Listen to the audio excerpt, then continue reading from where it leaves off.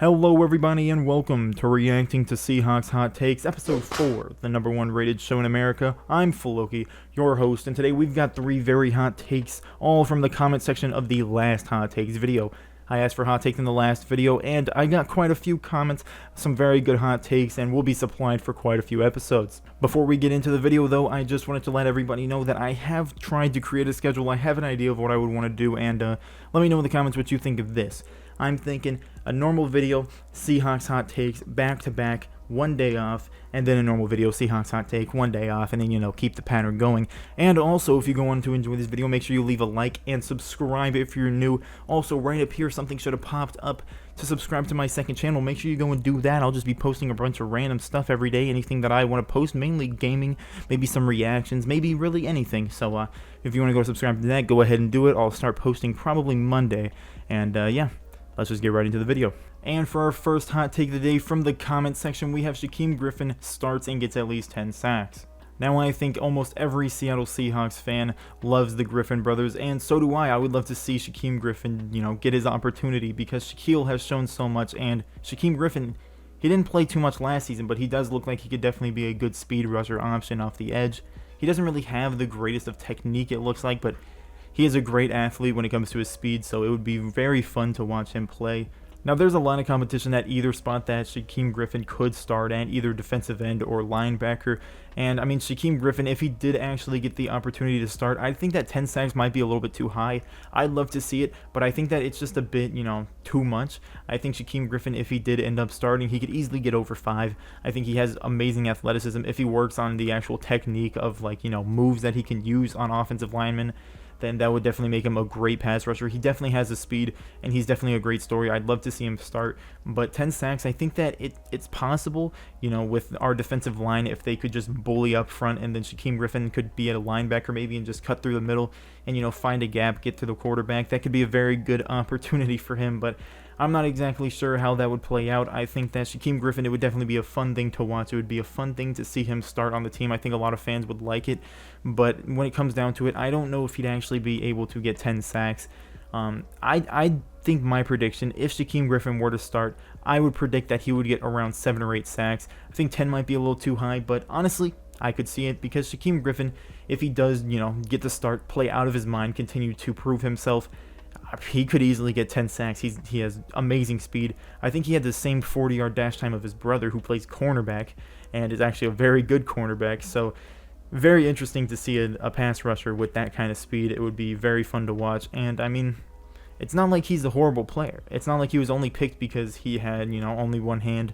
I think he's definitely a great player. He's a great athlete. If he can progress to get the moves of a pass rusher, maybe learn from someone like Benson Mayowa or Bruce Irvin, maybe he can learn from those players this year. Maybe next year he'll become a starter and actually get these 10 sacks. I don't know, man. I think Shaquem Griffin's a very interesting player, and I'd love to see him start either this year or the next. And for our second hot take of the day, we have Russell Wilson wins MVP and the Seahawks will go to the Super Bowl. Now, this is a hot take, but honestly, I think one of these is, very likely to happen. Russell Wilson is one of the greatest quarterbacks in our league right now. Obviously, there's Patrick Mahomes, there's Lamar Jackson, and both of them are very good players, but I think Patrick Mahomes, who won it in 2018, Lamar Jackson, who won it in 2019, they've both got their MVPs out of the way. Russell Wilson hasn't gotten a vote. If Russell Wilson can prove himself and do as well or better than he did last year, then he's 100% winning MVP. There's no way they can't give him MVP if he just consistently proves himself to be a great quarterback in this league and basically carrying his team. His defense is good, his run game is good, he has good receivers, but without Russell Wilson being able to create the time in the pocket that he does because of how bad the offensive line is, I don't think the Seahawks would be as good as they are.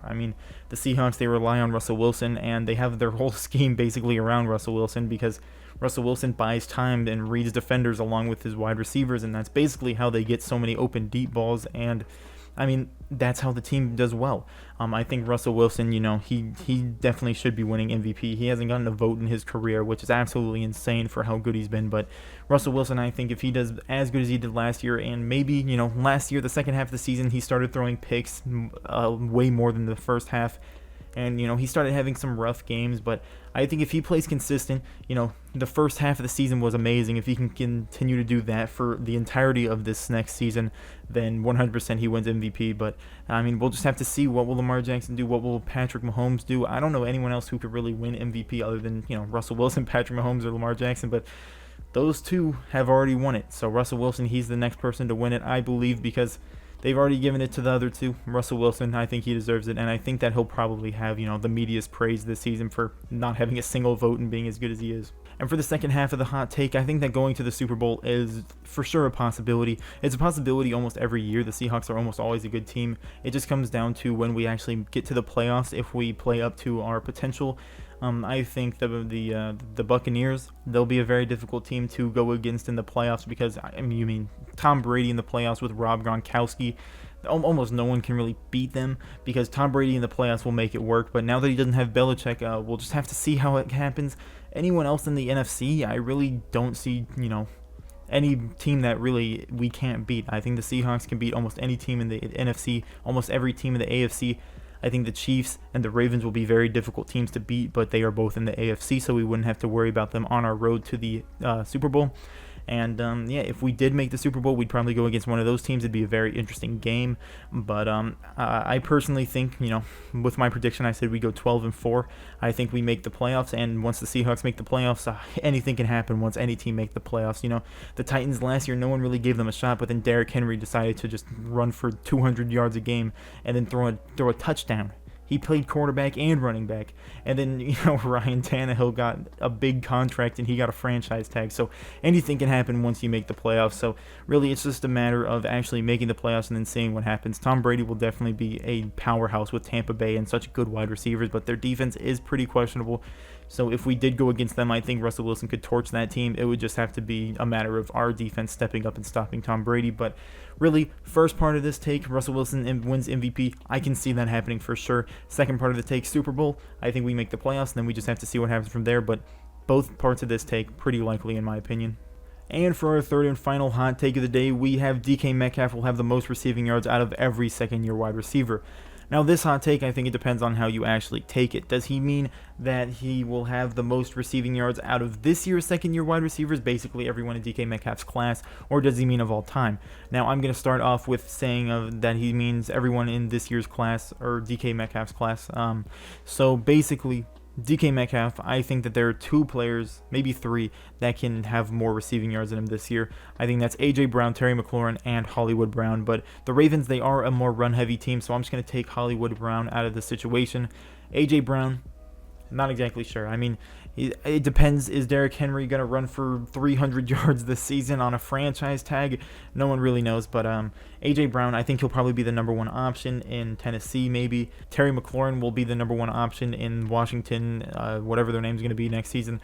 But DK Metcalf, if he's talking about this year out of everyone in DK Metcalf's class, he will be the number one receiving yards. I think that's definitely most likely going to happen.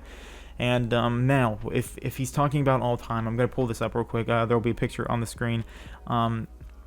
Fifth all-time receiving yard in the seasons. If he's talking about all-time receiving yards in a season, number 5, Isaac Bruce. He had 1,781 yards in 1995. Now, this comes in his second year in the league, and I don't think DK Metcalf is surpassing 1,781 yards.